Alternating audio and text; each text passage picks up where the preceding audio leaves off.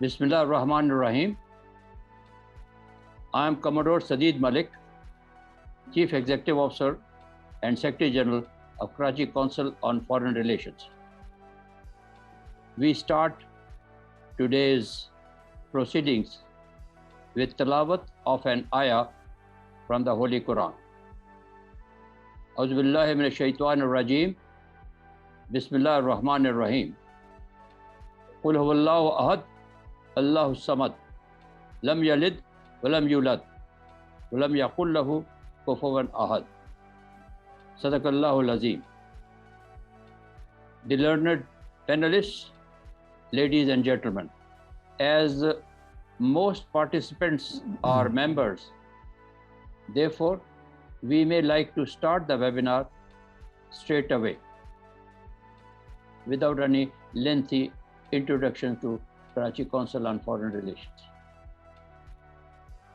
Today's program will be moderated by Mr. Saleem Zamindar, who is a graduate in economics from Boston University in USA and a Master of Business Administration from Durham University.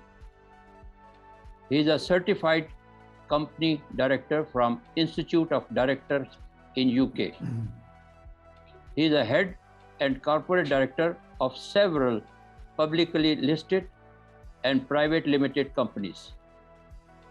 He is also the past president of Rotary Club and member governor of Board of Governors, KCFR. May I now request Mr. Saleem Zamindar to welcome the panelists and moderate the panel. Mr. Saleem Zamindar. Thank you, Commodore Sadeed Malik. It is indeed a great pleasure and honor for me to moderate today's webinar on behalf of Chairman and the Board of Governors of Karachi Council of Foreign Relations. I would like to convey a wholehearted welcome to the panelists and will soon be requesting Dr. Huma Baqai to introduce today's topic. Huma Baqai doesn't require introduction, but she is an associate professor at IBA Karachi, member committee on foreign affairs appointed by the Prime Minister. She's a scholar, reviewer, author, and co-editor of two books known as Pakistan-Afghanistan Relations, Pitfalls and Way Forward and Making Sense of Post-COVID-19 Politics. She has authored more than 29 national and international research articles published in renowned journals around the world. And she's also the Vice Chairman of Karachi Council of Foreign Relations. Dr. Huma Baqai, may I request you to introduce today's topic, please. Assalamu alaikum ji. Good afternoon, and I welcome you all. Saleem Zamindar Sahib just did that. The topic that we want to deliberate upon today is India on a slippery slope. There is a lot of discussion about what has happened to India as a state under the Modi government. And perhaps what we would like to do is demystify it. And my responsibility is perhaps to set the tone for the same. So I came across a research that recently happened, which I thought was interesting, and I will share it with all of you. And that is that the foundation of contemporary Hindu nationalism was laid by an atheist. He wasn't a hardcore Hindutva person, so to say. Of course, it reached new heights under Narendra Modi's BJP, and country's 200 million Muslim minority is facing the worst kind of discrimination and persecution witnessed anywhere in the world, perhaps. It is, you used to call Gaza the largest open prison in the world. Now, more and more people are saying that Kashmir is the largest open prison on the face of earth, where there are all kinds of blackouts, which are a violation of not just human rights, but also humanitarian rights. So there's not one war crime that you can think of, and it is not being committed in the occupied valley. The ruling party has become increasingly authoritarian under the facade of democracy.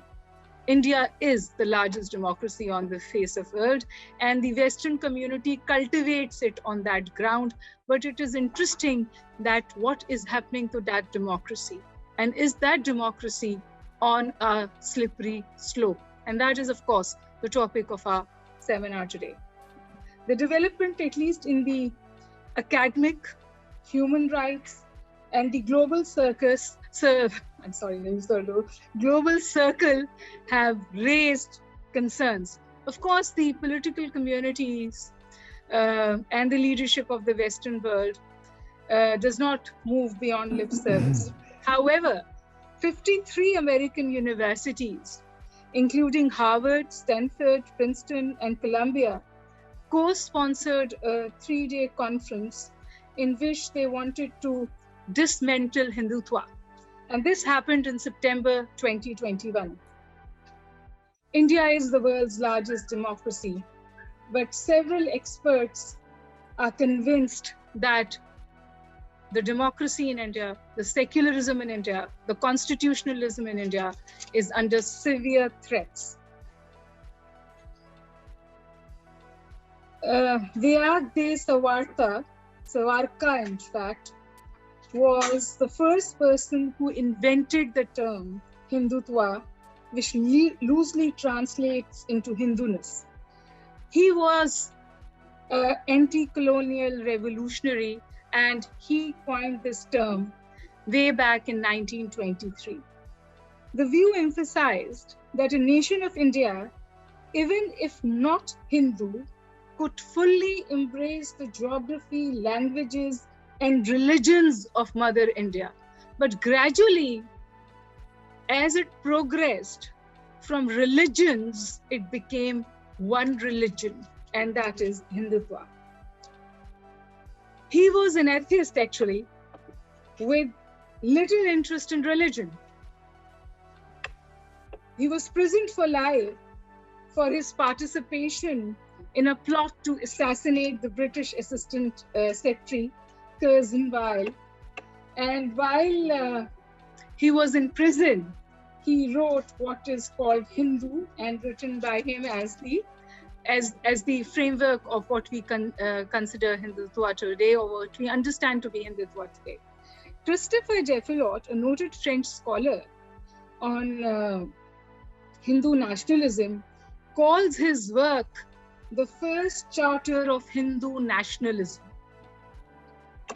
His objective was to unite the India against Muslims and Christians, considered to be outside invaders. And of course, he took inspiration from German Nazism, Italian fascism, and the Japanese authoritarianism. He saw Muslims anywhere, but especially in positions of power, be it institutions or the forces, as potential traitors. And of course, we know that it progressed into what we see as RSS today. RSS in India also was banned twice. Once in 1948, when a former member of RSS assassinated Gandhi.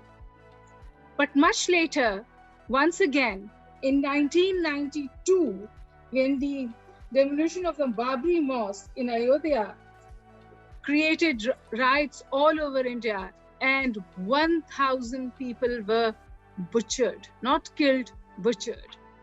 Most of them, in fact, almost all of them were Muslims.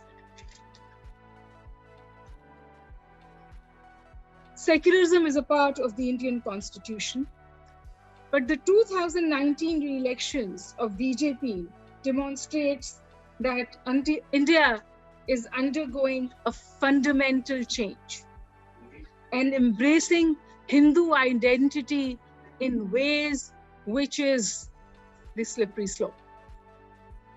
The Rama temple construction is ready to be before the next parliamentary elections. The building and celebration of a Hindu temple on the grounds of a Muslim mosque, for which in 1992 RSS was banned, is what we are talking about here, gentlemen. And that is what we want to discuss today. Legal, political, and academic institutions have been run over by RSS. No vice chancellor can be appointed in India unless he proves his loyalty to RSS ideology, which is both toxic and dangerous. Media houses are under threat and assault. And all of this is, of course, dangerous for global peace and regional peace. In fact, it holds it hostage. But it is even more dangerous, perhaps, for India itself. I am sure there are saner elements in India who see what is happening and should come out and speak about it and hold this, pull it back, stop it from happening. Because we realize that the international community, for various reasons, is not proactive about it. There are concerns raised, there is an academic debate about it, but all that has happened is what I call lip service without any teeth. In fact, it has only emboldened India and encouraged India to do more of the same. I'm going to revert to Urdu because this is my favorite sentence. And I think that what I want to say here is that India ko bedi India dalega. Because Arundhati Rai puts it even more beautifully. She says, and this is also something I say often, it is not the Kashmiris that need freedom from India. It is India that needs freedom from the Kashmiris. And ladies and gentlemen, I have a very august panel to listen to, and I'm very grateful to all those who have joined us.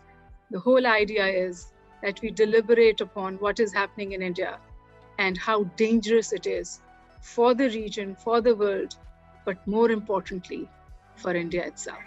Thank you. With that, I will request the moderator to take over. Thank you all. Thank you, Dr. Huma Baqai. That's fantastic. May I now request Brigadier Tariq Khalil, retired, for his elaboration over the topic. He was awarded Sitara at Jurat in 1965, Pride of Performance and Sitara Imtiaz as well.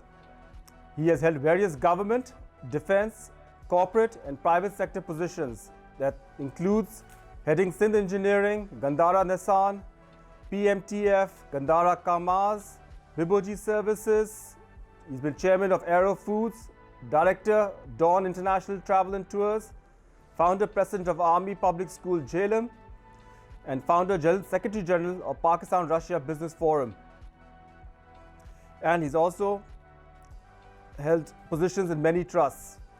Brigadier Tariq Khalil, the floor is all yours, please. Bismillahirrahmanirrahim. Thank you, Mr. Saleem. And thank you,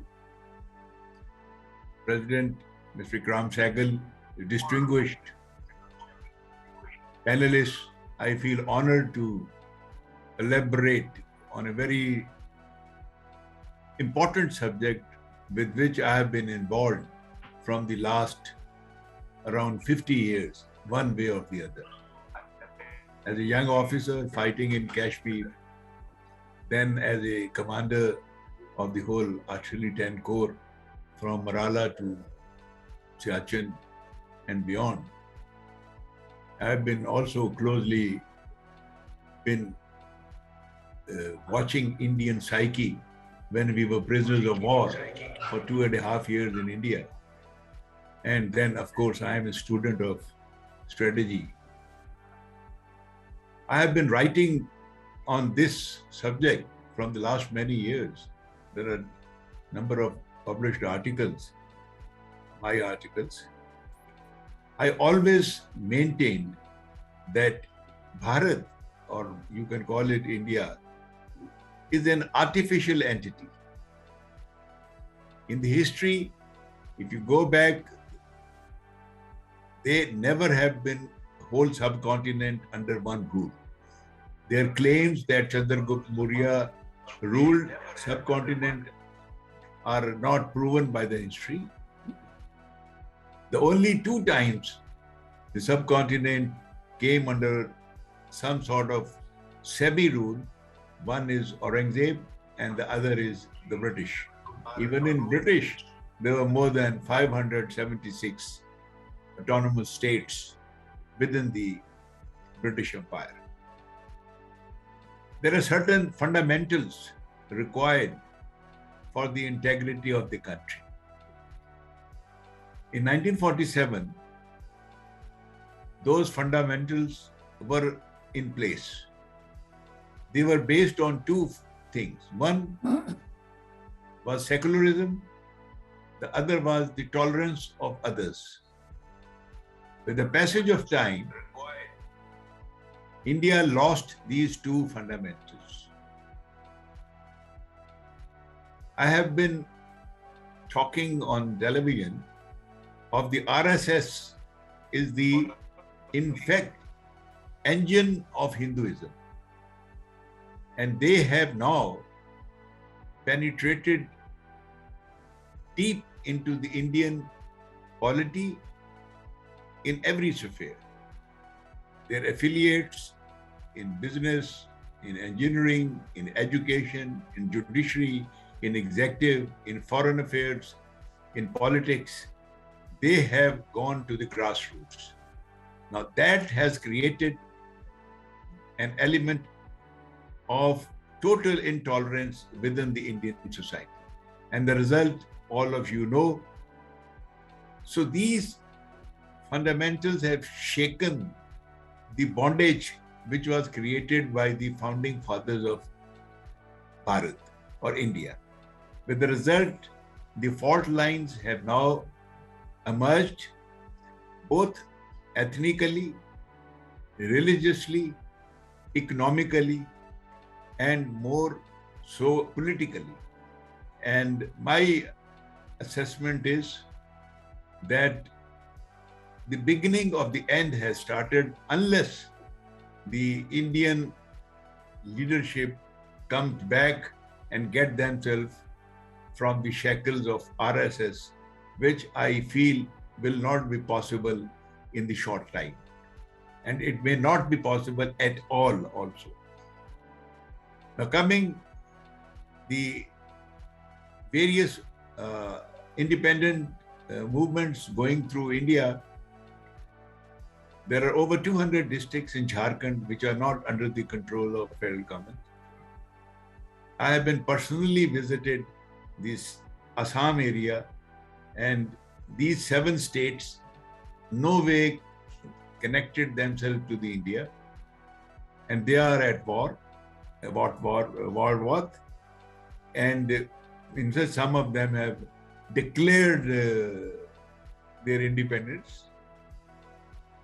Sikh, as you know, they are asking for the Khalistan, and the latest referendum in England is only a signal, and I am sure it is going to spread to the other countries where Sikh community is there, and of course its effects will come into the India itself. Then coming to Kashmir, I personally feel Kashmir is one most important element which will drag India downward, because although there was a school of thought within the Indian scholars who thought we can bear the cost of status quo keeping intact in India. But now with the Chinese conflict emerging, with Indian going into Quad, with rising polarization within the Indians, I think the cost is not going to be bearable, and India, to my mind, the beginning of the end has started. But please remember, elephants don't die in a day, they take time. And similarly, we must not underestimate our adversary. We must continue to be vigilant for any onslaught which may be imposed on us, because when such countries are in trouble, the only way out to get away from the feeling of the masses is create warlike situations. Thank you. May I now request Ambassador Abdul Basit Saab, the former High Commissioner of Pakistan to New Delhi, India. He's also been Pakistan's ambassador to Germany and served at the Pakistan missions at Moscow, New York, Sana'a, Geneva and London. The floor is all yours, Ambassador Abdul Basit Saab. Bismillahirrahmanirrahim. Thank you very much, Mr. Zamindar, and greetings to all the panelists, and thank you for inviting me to this seminar by Karachi Council on Foreign Relations. India on a slippery slope. I recall a very well-known Indian politician, Dr. Shashi Tharoor, once said that whatever you say about India, the opposite is also true. So I'm not really sure that his observation tessellates with the ground realities, but it is absolutely correct that India is on a slippery slope. If you look around India and what is happening there these days, especially during the last 7 years since Prime Minister Modi has taken over, you see more and more chasms between the state itself and the society. And we also see growing tensions, inter-societal tensions. And resultantly, India seems to be in chaos. And the fault lines which have always existed in India now appear to be more pronounced, more visible. And that should be a matter of concern to the people of India at large. The problem in my view is that, as was mentioned by the previous speakers, now the Hindutva, which was always present since 1923, now those forces who are the votaries of Hindutva, resorting more and more to Hindutva's ideological moorings, its divisive and violent moorings, as a matter of fact. And hence, India has been put on a slippery slope. Dr. Baqai mentioned about that India is the largest democracy in the world. I think over the years, India has been turned into a kind of move from democracy to a majoritarian rule. And this has been done very skillfully by the BJP RSS duo, because by mastering the way the elections are held, BJP has totally marginalized the minorities, and in fact, in practice, have disenfranchised them to a larger extent. There are over 180 million Muslims, Dalits, and you do not hear their voices. Whosoever raises his or her voice, he and she is called to go to Pakistan. So the Indian society, because of this vast election machinery of the RSS BJP, has become totally kind of fixated to their Hindutva, and they want to turn India into Hindu Rashtra as the original objective had been. Now, India claims to be a secular country as well, yet we all know that the word secular itself was incorporated into the Indian constitution only in the 1970s. Be that as it may, I was just going through the excerpts of a latest book by Salman Khurshid, who also served as the Foreign Minister of India. His new book, Sunrise over Ayodhya, Nationhood in Our Times. he even equates Hindutva with ISIS and Boko Haram. And so there are a few voices in India who are speaking about this danger. But Dr. Baqai was absolutely right when she said that it is not only the party itself. In fact, the whole of India, especially the corporate India, the media of India, they have been made hostage to this philosophy, this ideology. And we all know that who were responsible for the demolition of the Ayodhya Mosque in December 2002, or who was behind 1992, sorry, and who was behind the Gujarat massacre in 2002. And then the recent legislation like the Citizenship Amendment Act in 2019 and the newly introduced National Registration of Citizens in 2020, all speak that how much hatred this BJP RSS duo is carrying vis-a-vis the minorities in India, and making their life rather miserable in many respects. So Hindutva is no doubt is a huge challenge for the people of India, I would say. And the issue at hand is how to, because more than 60% of the Indian population, in my view, does not really subscribe to the Hindutva, or even more than that perhaps. But the way India, the BJP, RSS with the 6 million members, they have mastered the election, how to fight election.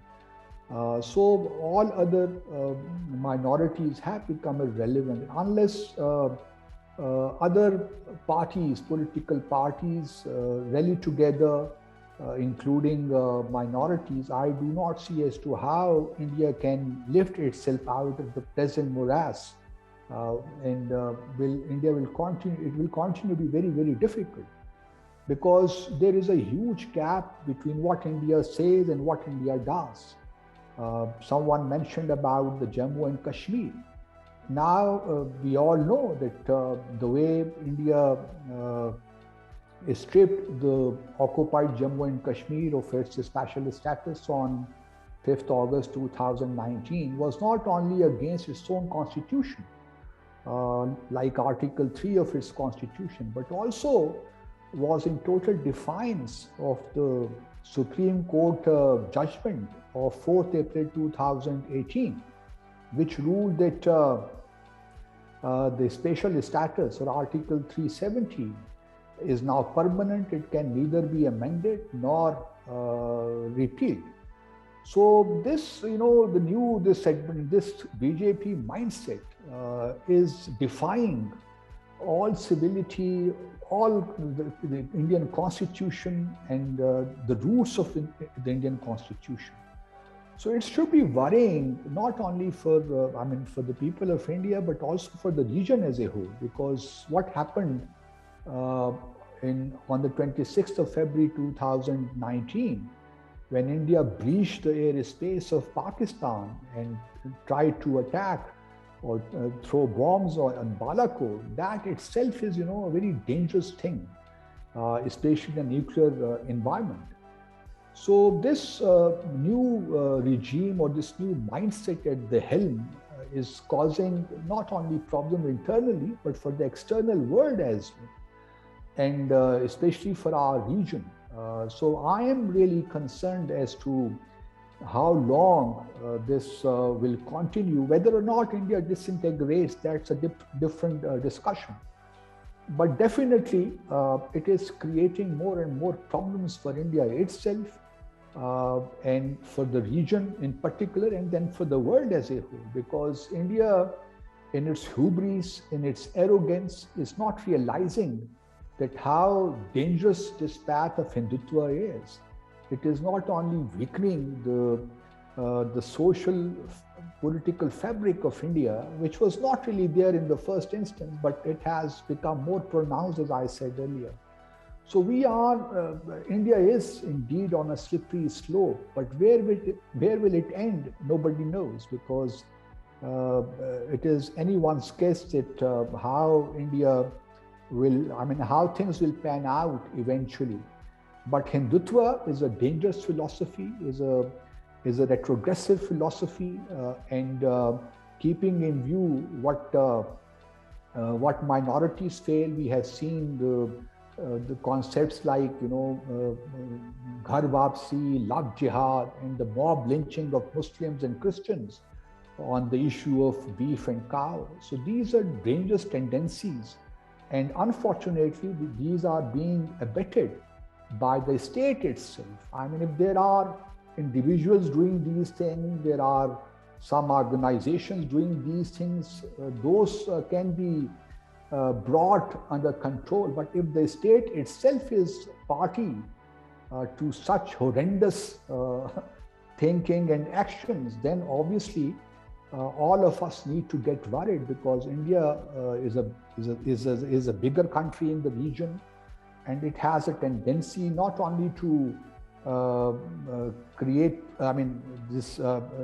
problems for itself, but also bully its small neighbors. This is what is happening to Bhutan. This is what is happening to the Maldives, Nepal, and thank God that Pakistan has that deterrence and cannot be bullied by India. But India would miss no opportunity to weaken, undermine Pakistan. It has been doing for decades now. So, and this Hindutva ideology has added to the complexities of not only the bilateral equation, in my view, but also the regional and global equation. Now, what India is trying to balance between the Quad and the Shanghai Cooperation Organization on the one hand, and trying to bring the Cold War into our region. So I think the BJP is a dangerous phenomenon, and it is for the people of India to get rid of it. We sitting in Pakistan can only deliberate on such issues, but it will eventually come down to the people of India that it gets rid of these dangerous antediluvian mindset, because it is hurting India and it is creating more fissures between rural India and urban India, as we have seen. We are seeing how the Indian farmers, especially in the Hindi belt, are out, and they're totally insouciant to their problems, their issues. So there are also divisions, and the previous speaker mentioned about 7 sister states. Yeah, that is also a problem, but these problems are not restricted to only those 7 states. Now this virus is spreading all over India because of the Hindutva mindset, and that is very dangerous. To conclude my thoughts, I would say that Hindutva, in my view, is destroying India's once robust civil society. And I'm not sure as to how a state can function maturely, can function efficiently without a vibrant civil society. And the biggest danger is that Indian civil society is dissipating very fast. Hence, we did not see any, in the mainstream India at least, no hue and cry vis-a-vis Kashmir. What is happening in Maqbuza, Jammu and Kashmir, we all know how things are. But we find the Indian civil society more or less reticent about that. So these are the dangers. If civil society also becomes a victim of indifference, then I do not know how a state can prosper as a whole.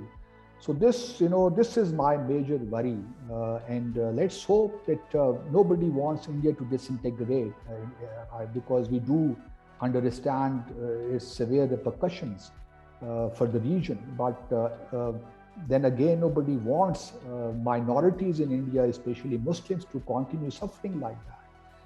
And Pakistan is absolutely right when it raises its voice in terms of 8th April 1952, Liaquat Nehru Pact agreement. Pakistan, obviously, as a country, is a big country in the region. We are worried, but we do not ill wish India or the people of India, because that has never been our policy. It is India which needs to do some self-reflection, some introspection, in order to remove all the problems, tensions, not only internal tension, but also tensions within the region, and remove all those barriers which continue to impede regional cooperation, connectivity, because India, for all practical purposes, has become the biggest impediment to regional cooperation, in my view. So we need the people of India need to get rid of the Hindutva ideology, and sooner the better. Thank you very much. May now request Ambassador Abdullah Hussain Haroon. He's a Pakistani politician, a businessman who has served as Foreign Minister of Pakistan in the caretaker government.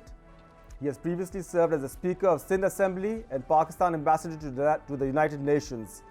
He's been a board member of various educational institutes, sports associations, and charity organizations.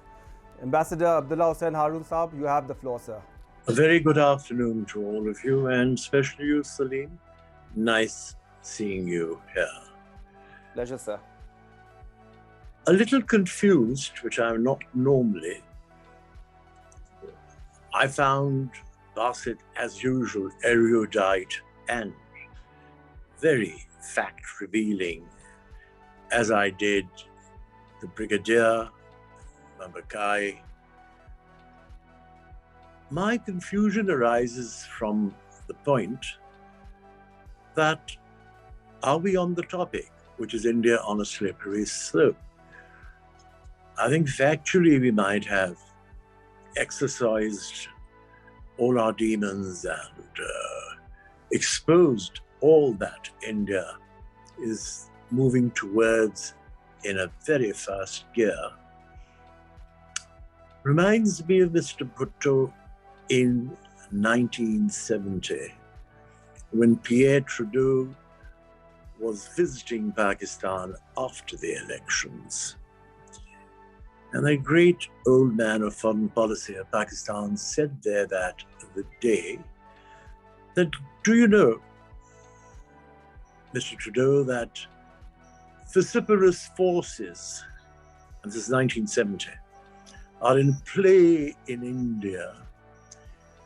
And Trudeau said, I haven't seen it anywhere.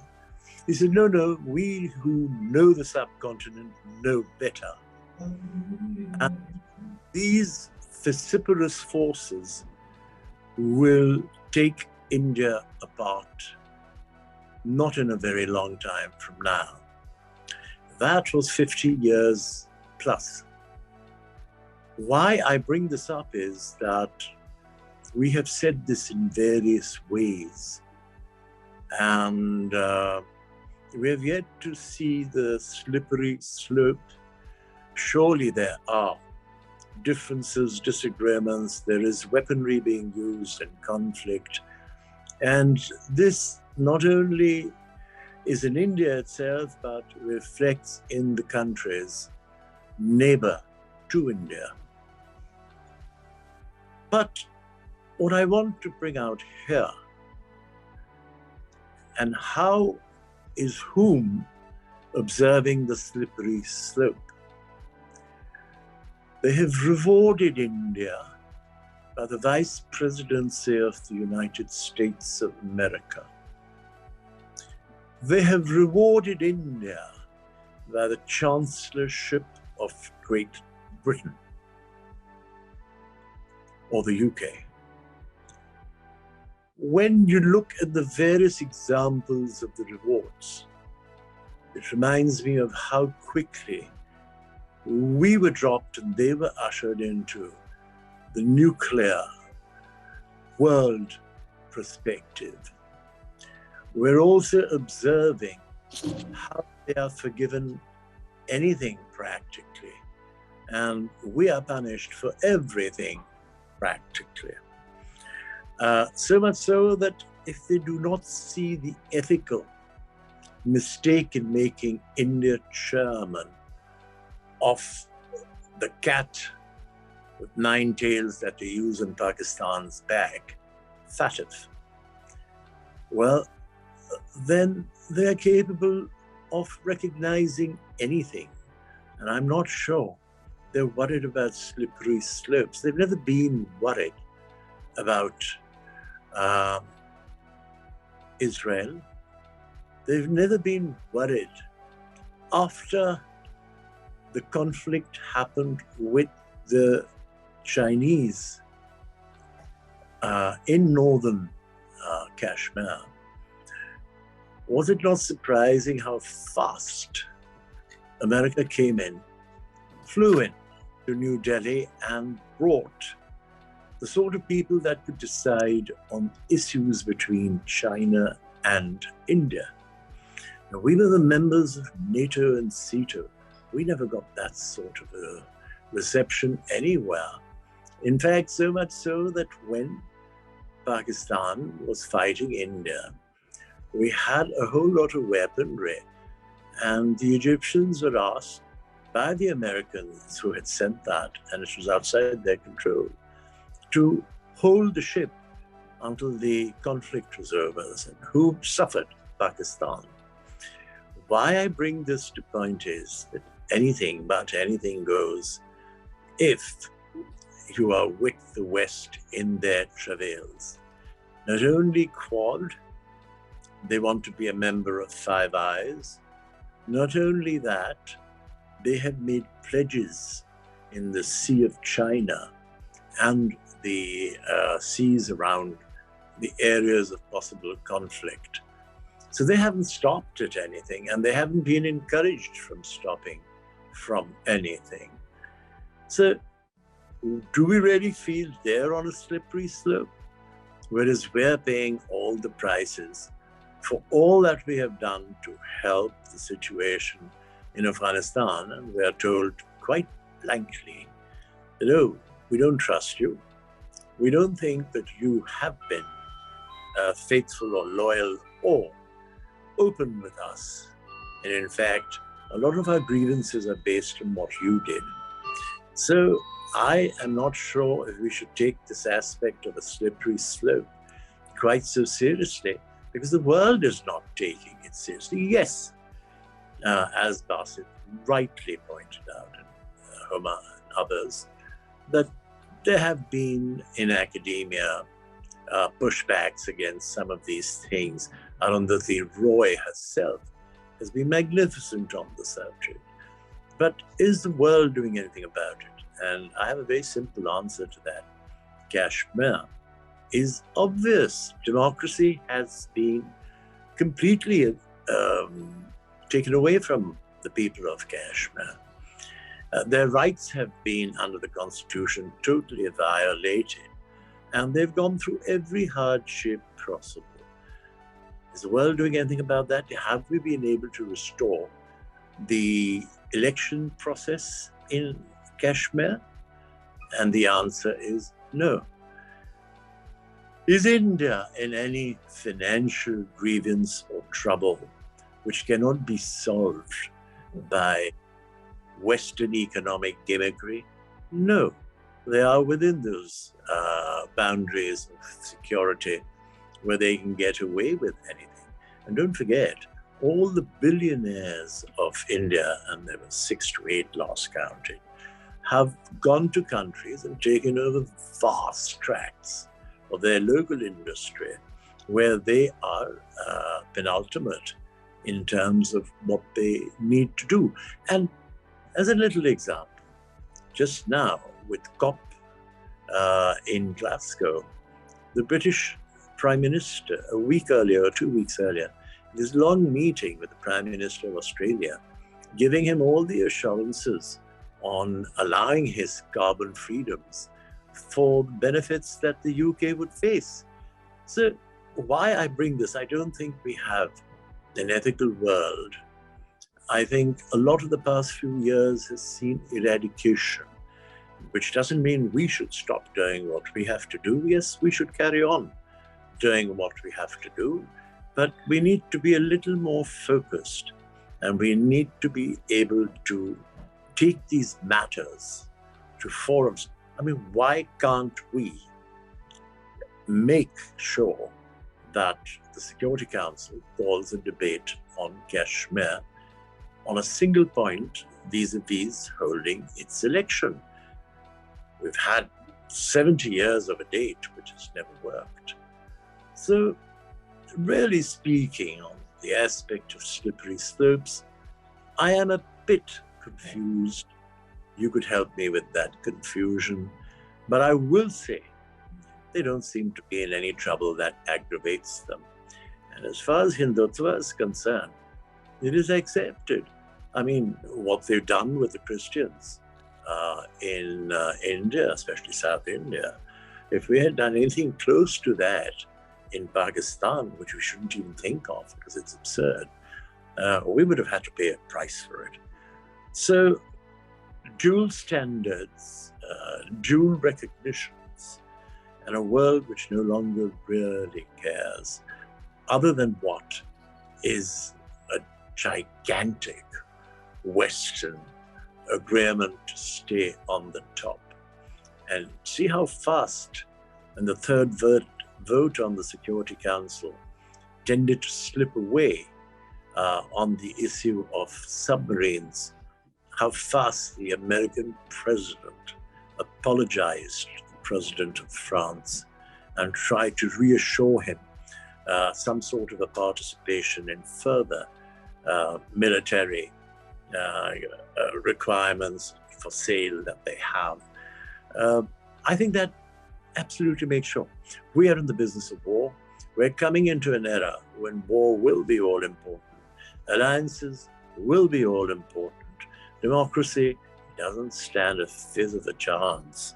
I mean, with what's happened in Kashmir, what's happening in Palestine, what's happening in so many places. Do they look democratic? No. And sadly, the Muslim world has borne the brunt of it, as is Sudan at the very moment. I've taken up my 8 minutes or 10 minutes. Thank you for listening to me. It was too short a time to elucidate any further. Thank you for allowing me to participate. Thank you, Ambassador Abdullah Hussain Haroon Saab, for your deliberation on this topic. Ambassador Sardar Masood Khan will not be able to join us because of his urgent preoccupation. So we will now shift to the question and answer session. We have a few questions from members for the panelists. The first question is, Kashmir issue has dragged on for more than 70 years despite UN resolutions. What can be done to force India to comply with UN resolutions and bring an end to Indian occupation? Can I request Dr. Huma Baqai to respond first, and then some other panelists can also respond to this one. You see, the two countries that are most sanctioned by the United Nations is India and Israel. The two biggest violators of UN resolutions is also India and Israel. So I don't think that it is the international community that is going to come to the rescue of the Kashmiris. I think it is India that should come to their rescue. And that is the point I've been emphasizing and re-emphasizing. Haroon Hussain Saab is, he's right on spot when he says that, I mean, if you look at how things are, India is actually rewarded for bad behavior. But what is happening in India is toxic for India. What they're doing to the Muslims and Kashmiris is not just confined to Kashmiris. There was almost a movement for Khalistan, which was orchestrated in the UK. And it's all over India. It's even their own people. It's the Dalits. So if you ask me what's going to happen to the Kashmir issue, or will the international community intervene to resolve it? No. But I think it's the compulsion from within India that should propel the sane in India to find a solution which is acceptable to all. And yes, the peace of this region is hostage to the Kashmir issue. And it must get resolved, not because it's a bilateral issue between India and Pakistan, but because it is a human right issue. It is about humanity itself. And because if the world has a conscience, which it seems it doesn't, it should respond to the situation. So my take on it is that I don't have an answer to that, but I wish to God I see it happening in my lifetime. Many of these answers, because he's been through a horrible period as High Commissioner and also as Chief Negotiator in India. The problem basically is that do the Indians care? Do they think that for times inviolate, they will be able to do what they do? As long as they keep thinking they can get away with anything, they'll carry on in the same fashion. And they know this aspect of democracy, or even as Basit pointed out, that it is in the 70s that secularism came upon their constitutional agenda. The problem is that India has put up a bare face into being what it is not, and the world has accepted it face value and not even dug with a fingernail to find out how much of it is truly responsive. As I said, Arundhati Roy cannot be clearer or more succinct than she has been. And some others have also spoken on these issues. But there is no will in the world for anything. I mean, the Committee on Kashmir in the United Nations, which constitutes an African country in Saudi Arabia and Pakistan, nothing moves. So where are you going to move towards it? Could be there are, in my mind, there are certain things that are possible, but it would need to be discussed threadbare before they can be laid open. There would be ways to get it done. And so far we have not been able to show, after Mr. Munshi passed away and the aspect of the Seal Creek dilemma, we haven't really seen ourselves shining examples in the judicial world internationally. Perhaps we ought to watch that a little closer than we have been in the past. We will now take another question from the members. We have one which is, history is replete with freedom struggles in every continent and in every century, and now it is on Kashmir. There's none of the usurpers who let go the struggles without an armed struggle and support from like-minded nations, as was indicated in one of the seminars by former President of Azad Kashmir. Unless there is an armed interventions and general uprising of local people, there is no possibility of Kashmiris to get freedom. Therefore, it is proposed that an intervention into Kashmir by general public be allowed to help the local indigenous efforts, or we should forget about Kashmir. So that's the question. I would like to request Brigadier Tariq Saab to respond to this first, please. Saleem is a very important question. Let me explain. Sun Tzu, sometimes when you are weaker and the enemy is strong, comes, you find you will be annihilated. So what you do is you fight. This is what's happening in the Kashmir in the last 70 years. There has been some phases. For example, during Operation Gibraltar, we did not find much support. I remember very clearly my comrades who went in.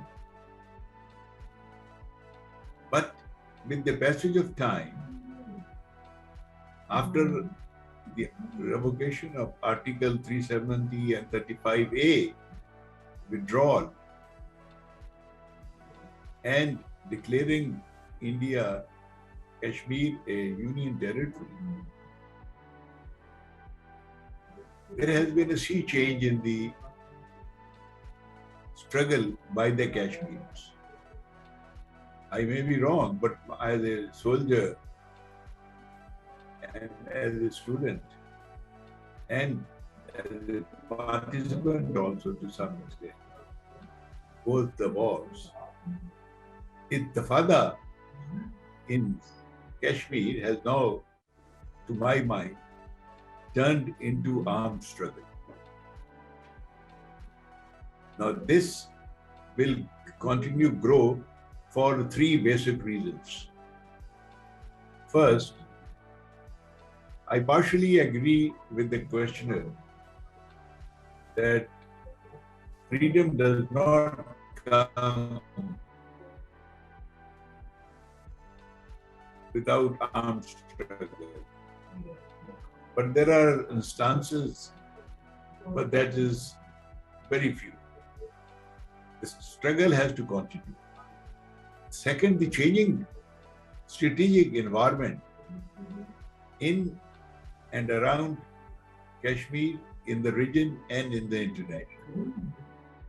The Chinese and the Indian conflict has given a new dimension to the spirit of struggle within Kashmir.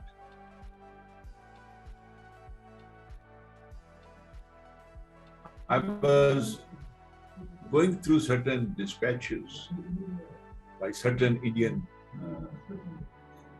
voters who managed to write something on it within the strict censorship, that Kashmiris, I may be wrong, but Kashmiris started looking towards China. This is a very important phenomenon which we must monitor very, very minutely, and we must be aware of its implications. The second point is, along with this Kashmiri struggle, like Sikh movement or Assam, Jharkhand, they are giving momentum to this struggle. And thirdly, I think we are bound by the various United Nations restrictions, sanctions, and the stigma of supporting the terrorism. But whether we like it or not, the Kashmiri struggle is going to intensify and will drag us inside. The logistics is most important for such struggle to sustain and continue. And I am very sure that logistic lines will develop. How? I don't know. But they will develop. They are going in, and may not be from Pakistan, maybe from elsewhere, maybe from within India, but the lines will develop. And this struggle is going to intensify, and Pakistan is the most important concerned party, must keep a watch and how our behavior is going to be. Thank you. Thank you, Brigadier Saab. I'd like to request Ambassador Basit Saab, would you like to add to what Brigadier Saab had to say? No, as there is nothing wrong or illegal about armed struggle, and that is very much in tune. If the armed struggle is against foreign occupation, there is international norm called erga omnes, which allows armed struggle against foreign occupation, and also makes incumbent upon the international community to assist and support that armed struggle. Now, and then there are many UNGA resolutions, including the one which was adopted on, I think, 14 December 1974, Resolution 3314. So as far as international law is concerned, armed struggles are legitimate. But when it comes to Kashmir, I'm not sure, because unfortunately, and let's be realistic, first, Pakistan has not been able to give its best to the Kashmir dispute diplomatically. We have been inconsistent when it comes to Kashmir. We have not been very clear as to how to address this lingering problem. And that has kind of, affected the Kashmir dispute. But one thing which gives me some hope is that despite the fact that the international community has kind of given short shrift to the Kashmir dispute, India, I think at some stage would realize that it would continue to be very difficult for it to realize its regional and global aspirations without resolving its disputes with its neighbors. It will continue to be very, very difficult for India, for example, to be on the nuclear suppliers group, or even its bid for a permanent seat on the UN Security Council. So if India were to realize its aspirations, I think it would be imperative for India at some stage that it may move towards resolving these disputes. And that is what my only hope is left. Otherwise, Ambassador Haroon is absolutely spot on when he said that the international community is indifferent, is insocial because of their own vested interests. Commercial, strategic, now they look at China and Russia as their biggest rivals. These are the issues, hard realities of international relations. We all know about that. But Kashmiris, as far as Kashmiris are concerned, they have been giving massive sacrifices. And having lived in India, I have come to this conclusion that no matter what India does in occupied Jammu and Kashmir, it cannot win hearts and minds of the people in the valley in particular. And that will continue to be a huge problem for India in the years to come. So it would be better for India itself to resolve this problem. I'm not saying strictly in accordance with the UN Security Council resolutions, because in the past too, we have been trying to seek out of the box solutions. And obviously those things cannot be discussed in public. But if there is a will, and I think India will find that as a kind of, a liability at some stage, and if push comes to shove, then India might be willing to resolve this problem bilaterally. But I do not see as to how international community would be building pressure on India. That to me seems somewhat idealistic at this point in time. Thank you. I totally agree, and everybody has a right to an opinion. But my thrust here is that it is extremely attractive to talk about an armed intervention. It's almost seductive, but impossible to sustain. And I also think that it is going to harm the Hurriyat more than help, because it will allow India to revert to the whole concept of cross-border terrorism and so on and so forth. The fact that Hurriyat has stayed alive and it's indigenous is the biggest challenge to Indian occupation. And Pakistan I can't agree more with Abdul Basit Saab that we should be working on the diplomatic front and the intellectual front. Those are the fronts that will give the sustainability to the struggle and the support. Armed intervention is just seductive, not sustainable.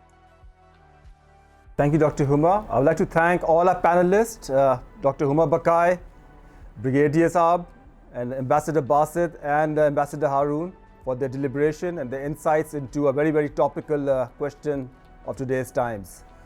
With that, I would like to now hand over to the Chief Executive Officer of Karachi Council of Foreign Relations, Commodore Sadeed Malik Saab, for the closing announcements. Over to you, Sadeed Saab. Thank you very much, Mr. Saleem Zamindar. Our learned panel members with vision and exposure have very well analyzed today's topic. I feel this needs to be seen as what could be a patriotic Indian feeling and how would they react upon the action taken by the Modi government, which will ultimately decide as far as today's topic is concerned. Though the Congress government had had a similar stance toward the Muslims in India on LOC with Pakistan and LSC with China, but ever since arrival of this government, especially after winning the majority in their Rajya Sabha, the upper house of parliament, this government has started passing laws that were never ostensibly imagined by the earlier governments, including Congress. Though POTA, Prevention of Terrorism Act, law was passed by the earlier government, but it has been implemented ruthlessly, and especially in Kashmir. Examples of recent applications, especially in there, has shaken up faith in a secular India to the extent that people like former Indian government appointed by them, like Chief Minister of Kashmir, Farooq Abdullah, and Mehbooba Mufti, inter alia other leaders in other states, including from Bengal and elsewhere, also have spoken against the Modi government. Continuous increase in the defense budget of India has reduced the progress of India that was called, when it was called India Shining. Amendments of Indian Constitution for removing the special status in Kashmir, as highlighted by the worthy panelists, has shaken up the faith of majority of the right-minded persons in India. And sir, this has rightly been pointed out by the panelists that if the present fascist autocratic democracy in India continues slipping, then the affected minorities, especially Sikhs and Muslims, could raise the level of protest where some sort of an internal bloodshed could take, and that could lead to the affected communities that would cause to demand referendums. That has already taken place in UK by the Sikhs. Thank you very much, all the panelists and the participants. Thank you very much for your participation. And with this remarks, the webinar is concluded. Thank you once again for your participation. Thank you very much.